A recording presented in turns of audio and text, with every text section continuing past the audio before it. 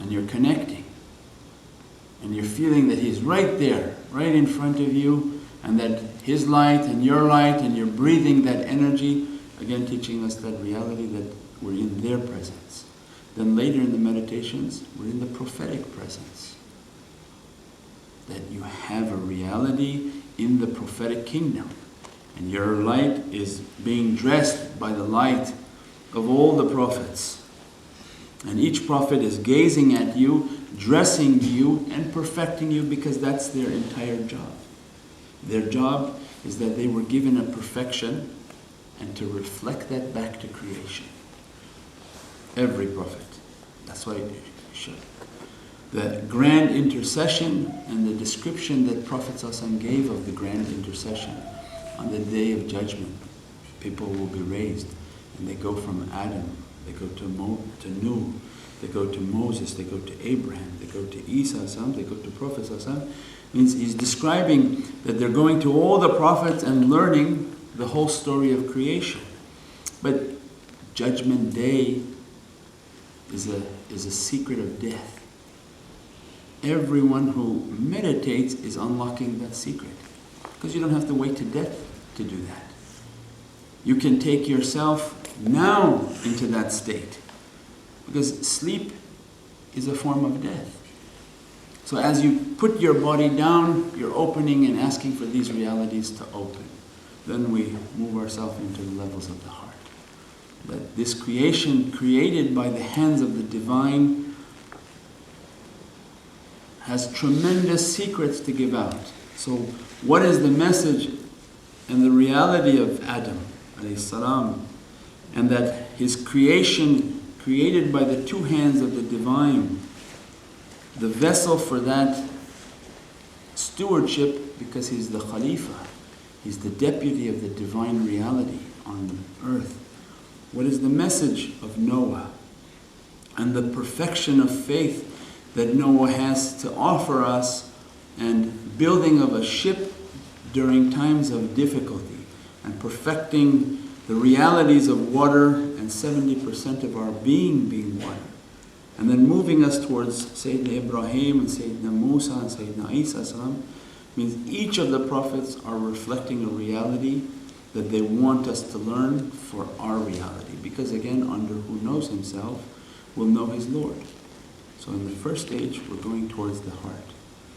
The heart and the yellow point, when we look at the graph, if and when we study the levels of the heart and the lataif, you'll find that everything in life that we're doing has a connection to this understanding, the hourglass. It moves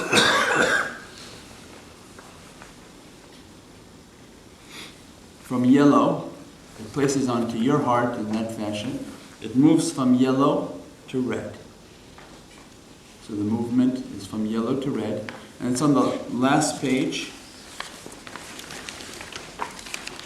of the handout. Shows the hourglass movement by arrows. It moves yellow, red, passing the center down to white. From white, it moves to the green, and then back up to the yellow by passing again the center. So it's hourglass. It moves over, down, over, up.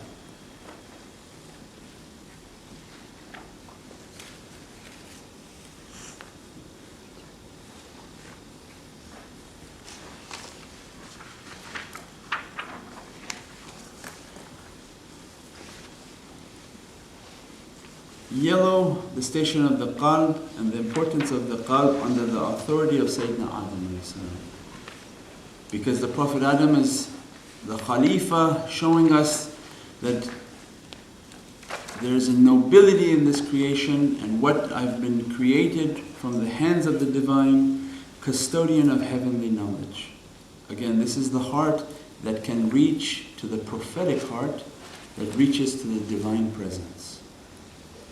So the nobility in our creation is that we have access to the ilm, to the knowledge, heavenly knowledge. the angel in charge of that station, Angel Gabriel, because he's in charge of conveying knowledge of the divine presence.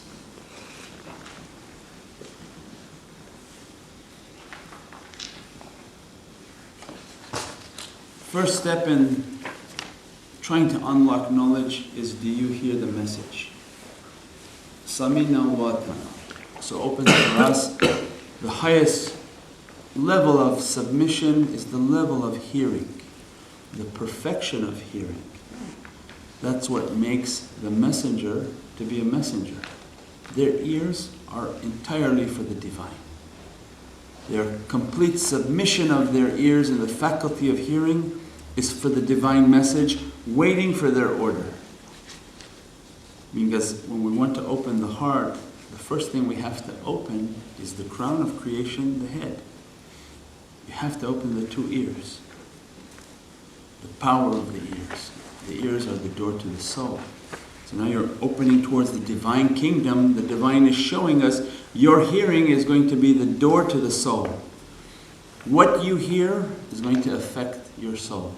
If what you hear is good, it's going to nourish the soul. If what you hear bad, it's going to crush the soul. So then the secret and sustenance of the soul is what we hear and what we do with the ears. So in the washing of the ears and in the fasting of the ears is opening the importance. You wash and clean the ears so that negative energy away. You fast with the ears to abstain from negative sounds. They are going to directly affect your heart. Then, do you hear the message? Are you hearing that heavenly knowledge? Are you seeking that heavenly knowledge? That heavenly knowledge is going to nourish your soul. That's going to develop the station, I don't know how to, like an agency. The angel Gabriel is going to have a little house on your kingdom. He's going to open up an agency office.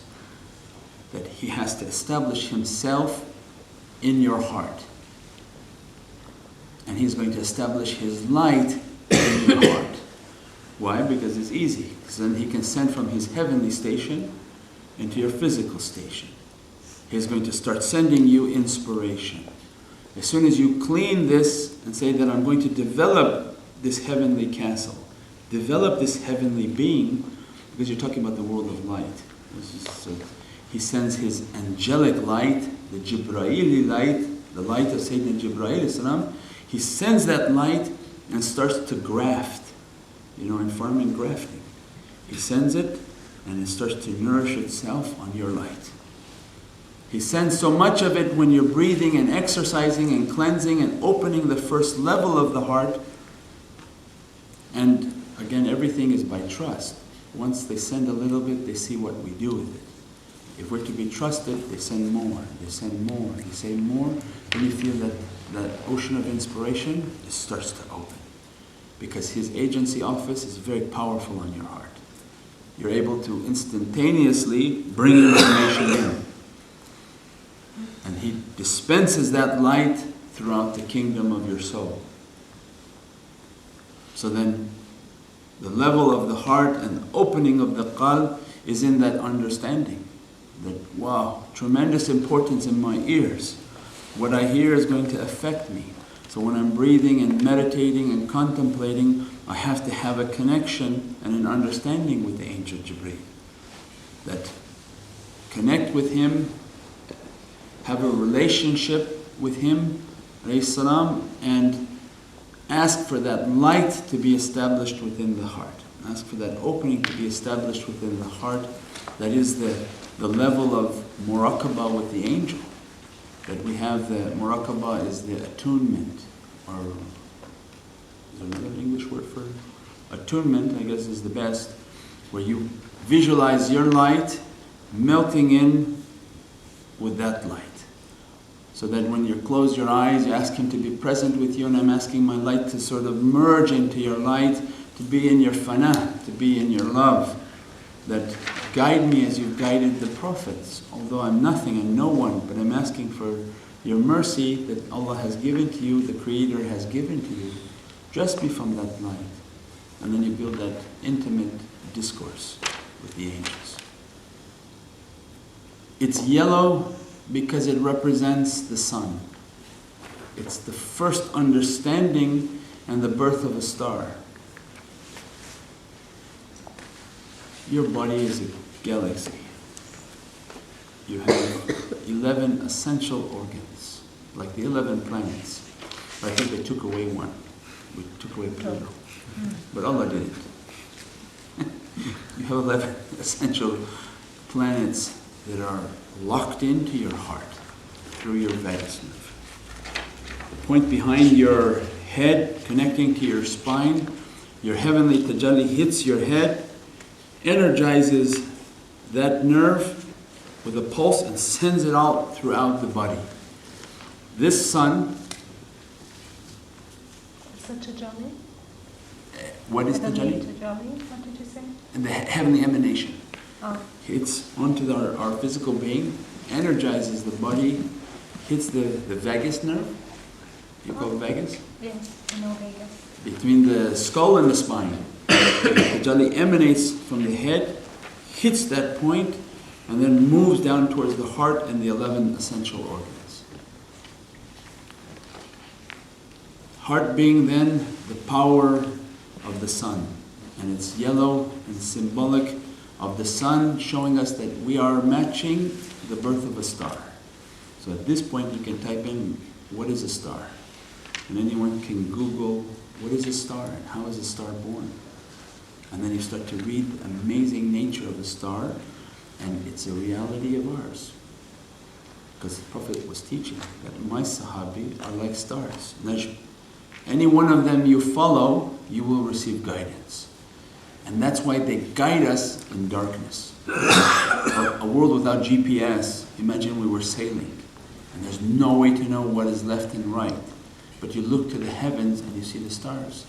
And they told you exactly what your coordinates were. So divine is showing you. When you are seeking the path of enlightenment, when these 2 points come together, you're going to be a star. When they lock, a star is born. That is why it's a Najm. A star is a source of light.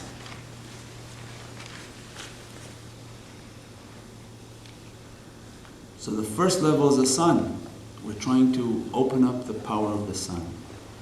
I have a light,